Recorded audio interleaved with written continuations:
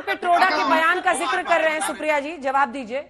और वो कह रहे हैं राहुल गांधी को विदेश में जाकर सोच समझकर जवाब देना चाहिए। अंजना जी, हाँ, पूरा कीजिए, 2 लाइन में पूरी कीजिए बात धीरेन जी। मुझे बोल लेने दीजिए। अब धीरेन जी 2 लाइन में पूरी करें। जब इनकी सरकार थी अंजना जी, तब इसी को, जब उस समय के तत्कालीन गृह मंत्री सुशील कुमार शिंदे सरकार में तो सुशील कुमार शिंदे जी को कश्मीर जाकर के फोटो ऑप कराने के लिए कहा गया था। हाल ही के एक इंटरव्यू में उन्होंने कहा है कि कश्मीर के डल झील पे हमको फोटो ऑप कराने में डर लगता था।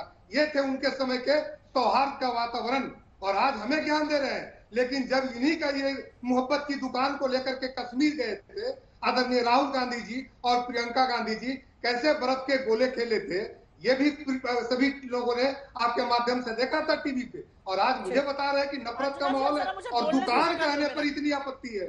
10 सेकंड और लूंगा। और मुझे कह रहे हैं कि ये नफरत की दुकान है। और अभी इन्होंने बड़े फख्र से कहा कि हमने देश का प्रधानमंत्री आदरणीय मनमोहन सिंह जी को बनाया था, लेकिन वो चीज नहीं बता पाए कि राहुल गांधी जी ने उनके मुंह पे बिल फाड़ करके उनका कैसा प्रधानमंत्री रहते हुए सम्मान किया था। आप जरा इसका जवाब दीजिए। ठीक है, अब जवाब सुन रही, अब जवाब सुनिए। 3 प्रश्न हैं जो कि प्रश्न पूछे जाने चाहिए। उनका ये कहना है कि आपने पूर्व प्रधानमंत्री मनमोहन सिंह बने, लेकिन उन्हीं की सरकार के द्वारा जारी एक ऑर्डिनेंस को फाड़ा था राहुल गांधी ने, तो ये कितना सम्मान होता है।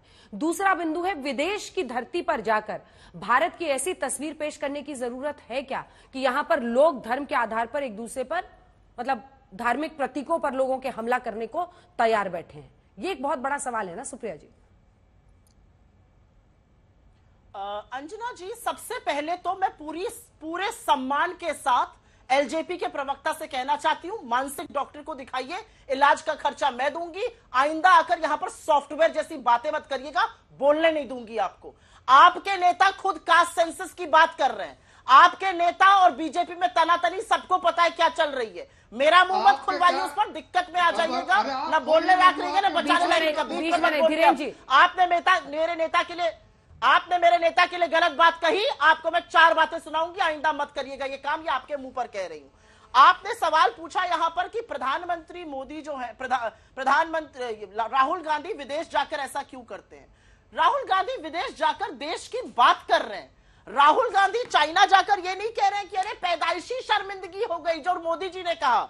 राहुल गांधी जी ये नहीं कह रहे दक्षिण कोरिया जाकर कि हिंदुस्तान में पैदा होने वाले लोग कोसते थे अपने भाग्य को। राहुल गांधी जर्मनी में जाकर 60 साल का ब्यौरा नहीं मांग रहे हैं। राहुल गांधी कनाडा में जाकर ये नहीं कह रहे हैं कि अब मैं सब कुछ साफ कर दूंगा देश में, सब कुछ हुआ ही नहीं है देश में, जैसे देश 2014 में आजाद हुआ है। और अगर सुनना चाहिए और दम है सुनने का भाजपा और एलजेपी के प्रवक्ता को मोदी जी को शब्दशः सुना भी देती हूं, क्योंकि सुनना कभी कभी जरूरी रहता है आप लोगों के लिए, अगर चाहिए तो सुना सकती हूं। यहां पर ये जो झूठा आक्रोश ना, ये बड़ा पुराना हो गया जुमला, विदेशी धरती पे ये क्या बात। अरे देश की बात कहीं पर भी होगी, देश के लोगों से मुखातिब थे, क्यों नहीं बात करेंगे देश की। आप जाकर देश के 70 सालों को कोसिए, आप बड़ा राम भजन कर रहे हैं। हम अगर सवाल उठा दे हम गलत कर रहे हैं। आप तो हिंदुस्तान में पैदा होने वाले लोगों के बारे में कह रहे हैं कि लोग अपनी किस्मत को कोसते थे, और ये मैं सुना के रहूंगी, मुझे लगता है ये सुनाना जरूरी है, लोगों को पता रहे, जरा सुन लीजिए। छोड़ो यार, कुछ होगा नहीं। अरे भगवान बचाए भाई, पता नहीं पिछले जन्म में क्या पाप किएगा, हम हिंदुस्तान में पैदा हुए। ये नरेंद्र मोदी जी के विचार थे, और चीन हमारे शत्रु देश की धरती पर बोल रहे थे। यह है आपके प्रधानमंत्री की असलियत। राहुल गांधी जी ने आरक्षण पर बड़ी 2 टूक बात करी है, वो शायद इन लोगों के सिर के ऊपर से निकल गई। राहुल गांधी जी ने कहा है 90% लोगों की कोई भी भागीदारी नहीं है और उनको जरूर भागीदारी मिलनी चाहिए। राहुल गांधी जी ने उसके बाद कहा है कि हम सोशियो इकोनॉमिक कास्ट सेंसस कराना चाहते हैं, जिससे कि जनरल कास्ट के भी जो गरीब हैं उनका भी पता चले और दलित आदिवासी पिछड़ों का जरूर पता चले। और उन्होंने इंस्टीट्यूशनल सेंसस की बात करी है, चाहे वो कॉर्पोरेट इंडिया हो, चाहे वो हेल्थ केयर हो, चाहे वो मीडिया हो, वहां पर प्रतिनिधित्व क्या है, कितने लोग हैं दलित आपकी टीम में, ये जानना चाहता है देश, लेकिन ये कोई बताने को तैयार नहीं है ना। और यहाँ पर आकर झूठ बोलेंगे एलजेपी के प्रवक्ता। ठीक है, लेकिन जैसे हमने राहुल गांधी की हर बात को बिना आउट ऑफ कॉन्टेक्स्ट किए हर वर्ड बाय वर्ड सुनाया, वैसे आपने भी पीएम को आउट ऑफ कॉन्टेक्स्ट कोट किया। वो बात कर रहे थे कि पहले भारत के बारे में लोगों की क्या सोच रहती थी, अब उनके शासन में सोच बदली है, ये उन्होंने कहा है। आपको लगता है अंजना जी, अंजना जी, एमएच खान साहब, आपके पास आते हुए आरक्षण के मुद्दे पर मायावती जी इतना क्यों अग्रेसिव हो रही हैं? राहुल गांधी ने तो ये कहा है कि जब फेयर प्लेस बन जाएगा तब आरक्षण को खत्म करने की बात होगी। अब तमाम विपक्षी पार्टियां ये कहती हैं कि वो बीजेपी का सहयोग कर रही हैं। खान साहब। नहीं अंजना जी, देखिए समाज क्या नाम है, भारतीय जनता पार्टी और कांग्रेस दोनों एक ही सिक्के के पहलू हैं। मायावती जी हमेशा आरक्षण की वकालत की है, हमेशा आरक्षण के लिए बात करी है। ये कहना गलत बात है कि वो बीजेपी की मदद कर रही है। क्यों बीजेपी की मदद करेंगी? अपने लोगों के आरक्षण की बात करना बीजेपी की मदद हो गई? ये कौन सी बात हो गई? अरे ये यूपीए की सरकार थी, अभी प्रिया श्रीनेत जी बता रहे थी कि हमने सरदार जी को बनाया मुख्य प्राइम मिनिस्टर। आप बताइए ना, 20 से 22% मुसलमान कांग्रेस को वोट करता है, एक बार भी किसी मुसलमान को प्राइम मिनिस्टर बनाया कांग्रेस ने? नहीं बनाया। यूपीए की सरकार में आपने क्यों नहीं जाति गणना कराई?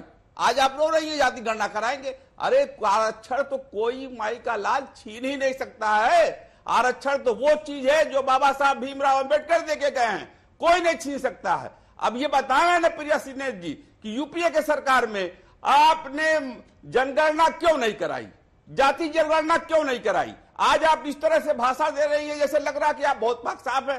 कोई पक्ष साफ नहीं है। आरएसएस के भगवत मोहन बिहार में जाके क्या कह दिए कि आरक्षण पर बहस होनी चाहिए, इस पर विचार होना चाहिए। तो ये दोनों पार्टियां एक ही जैसी बात कर रही हैं। अब अनुराग भदौरिया बैठे हैं, इनके साथ इनका गठबंधन है। मुजफ्फरनगर में दंगा हो गया, वहां नाच देख रहे थे सैफईम बैठ के लोग। ये लोग क्या आरक्षण की बात करेंगे? आज उत्तर प्रदेश सरकार में जो अपोजिशन लीडर है वो ब्राह्मण को बनाया इन्होंने। 2 ब्राह्मण 10 ब्राह्मण जीत के आए थे और 2 ब्राह्मण बचे, 7 ब्राह्मण चले गए बीजेपी में, और मुसलमान जीत के आए 36। एक ने एक मुसलमान को हक नहीं दिया, किसी भी पद पे मुसलमान को नहीं बैठाया। ये सारे लोग ऐसे ही भाषण देते हैं, करते कुछ नहीं है, किसी का हक नहीं देते हैं, ये नाटक करते हैं। बैठ सुप्रिया जी से आपने सवाल पूछा तो वही जवाब दे दो। अच्छी नहीं लगती है। हाँ, सुप्रिया जी जवाब दे दीजिए, फिर आ रही हूँ मनजिंदर जी।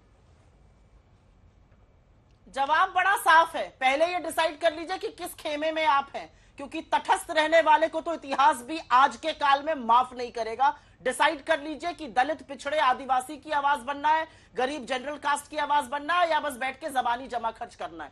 ये जो संविधान है ना, और आपने एक बात सही कही, ये बाबा साहब का संविधान है और कोई ताकत नहीं है जो संविधान को बदले। और वो इस देश ने बीजेपी को सिखा दिया, बीजेपी के सामने सिद्ध कर दिया। आपके लोग बड़बोलीपन बात करते थे, संविधान बदलेंगे, संविधान बदलेंगे। हिम्मत नहीं हुई बीजेपी की संविधान बदलने की, 240 पर समेट दिया। बीच में मत बोलिए मेरे, मैं आपके बीच में नहीं बोली थी, इतना मत बौखलाइए। अगर आपको लास्ट चांस मिल रही है, मैं आपके बीच में नहीं बोली थी, आप मेरे बीच में क्यों बोल रहे हैं? अगर आपके पास तथ्य नहीं तो अलग तरीके से डिबेट करिए ना। इसको कोई नहीं बदल सकता, ये देश की जनता ने दिखा दिया है। ये देश की जनता ने ताकत अपनी दिखा दी है नरेंद्र मोदी को और बीजेपी को कि इसको बदलने की सोचिएगा मत। बड़बोलेपन आपके बहुत थे चुनाव के पहले, समेट दिया 240 पर, 400 का ढोल ताशा बजता था। लेकिन मैं एक बात कहना चाहती हूँ, ठीक है हमने नहीं किया जातिगत जनगणना, ठीक है हमने नहीं किया इंस्टीट्यूशनल सेंसस, तो क्या गलत को सही कभी नहीं किया जाएगा? क्या हमेशा जो गलत है वो गलत ही रहेगा, उसको सही नहीं करेंगे? मनजिंदर जी वो खुद ही मान रही है कि सत्ता में 60 साल तक मतलब कांग्रेस ने गलत किया, यही कह रही है ना आप सुप्रिया जी? 60 साल तक राज रहा, गलत किया कांग्रेस। मैं ये नहीं कह रही हूँ, मैं ये नहीं कह रही हूँ, मैं ये नहीं कह रही हूँ, ये आप कह रही हैं। तो अगर उन्होंने इतना 60 साल तक गलत किया तो आपको लगता है 60 साल का गलत किया हुआ काम कोई? ठीक है, छोटा सा जवाब, बहुत कम टाइम बचा है मनजिंदर जी, 2 लाइन सिर्फ। मेरा अंजना जी, बस मेरा ये कहना है कि जो इन्होंने 2 बातें कही ना, दोनों बहुत बड़े झूठ हैं। डॉक्टर मनमोहन सिंह जी तो एक नाम के प्रधानमंत्री थे। लगता है मोदी जी का लाया अध्यादेश कोई पाड़ के दिखा सकता है? जिनके अध्यादेश पाड़ के उनके मुंह के ऊपर फेंक दिए जाते थे और सोनिया गांधी जी उनकी कुर्सी हटवा देती थी। आप देखिए वीडियो आपके सामने आती है, कुर्सी पे बैठ के कभी प्रधानमंत्री को कभी किसी ने कहा है